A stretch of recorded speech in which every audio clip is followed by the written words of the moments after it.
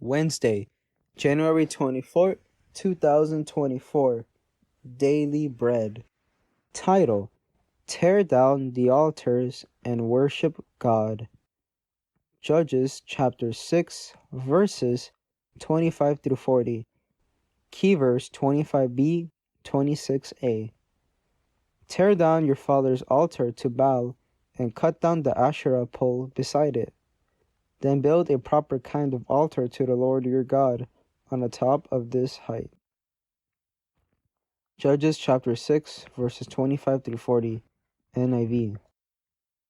That same night the Lord said to him, Take the second bull from your father's herd, the one 7 years old.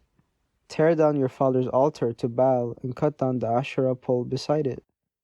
Then build a proper kind of altar to the Lord your God on the top of this height. Using the wood of the Asherah pole that you cut down, offer the second bull as a burnt offering.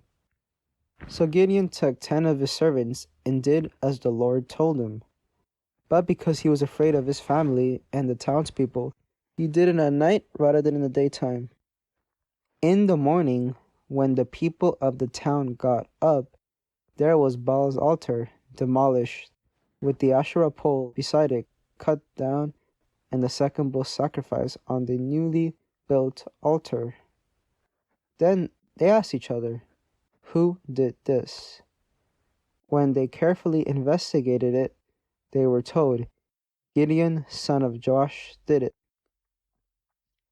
The people of the town demanded of Joash, Bring out your son.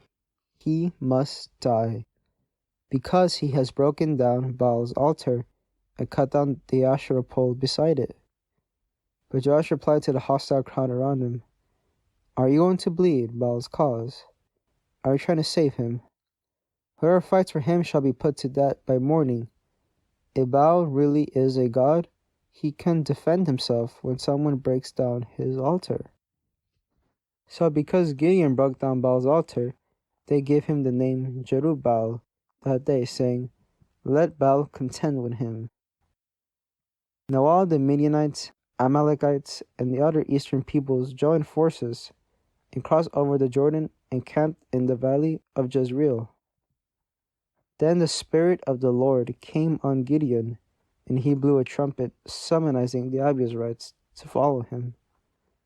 He sent messengers throughout Manasseh, calling them to arms, and also into Asher, Zebulun, and Naphtali, so that they too went up to meet them.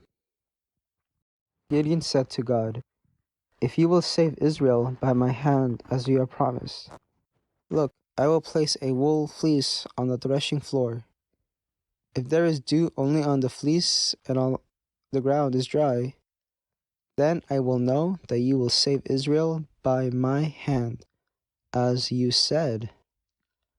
And that is what happened. Gideon rose early the next day.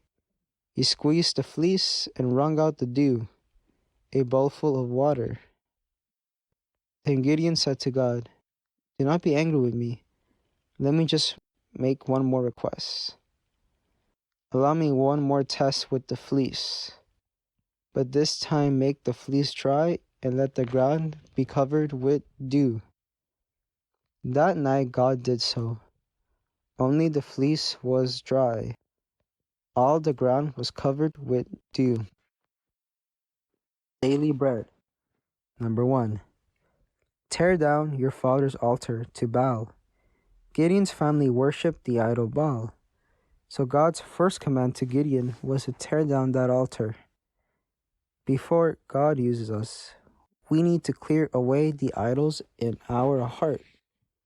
We cannot effectively serve God if our love and priority is somewhere else, in our sinful desires, selfish ambition, greed, or pleasing others.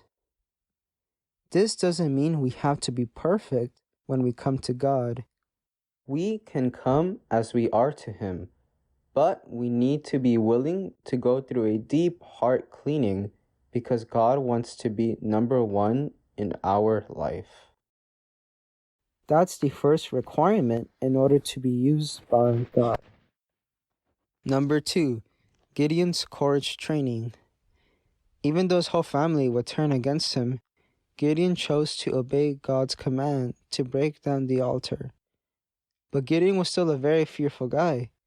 He tore down the altar at night so no one would see him. And when people were investigating who did it the next morning, Gideon was nowhere to be found. Amazingly, God protected Gideon through his father, who defended him. When we have the courage to obey God, He takes care of us. Are you hesitating to follow God because you're afraid of the consequences? Ultimately, our own fear is the biggest obstacle to our spiritual growth and God's blessings. We need courage that comes from trusting in God. Prayer. Lord, I want you to be number one in my life. Please strengthen me to get rid of the idols in my heart so that I can obey and follow you courageously. One word. God is number one in my life.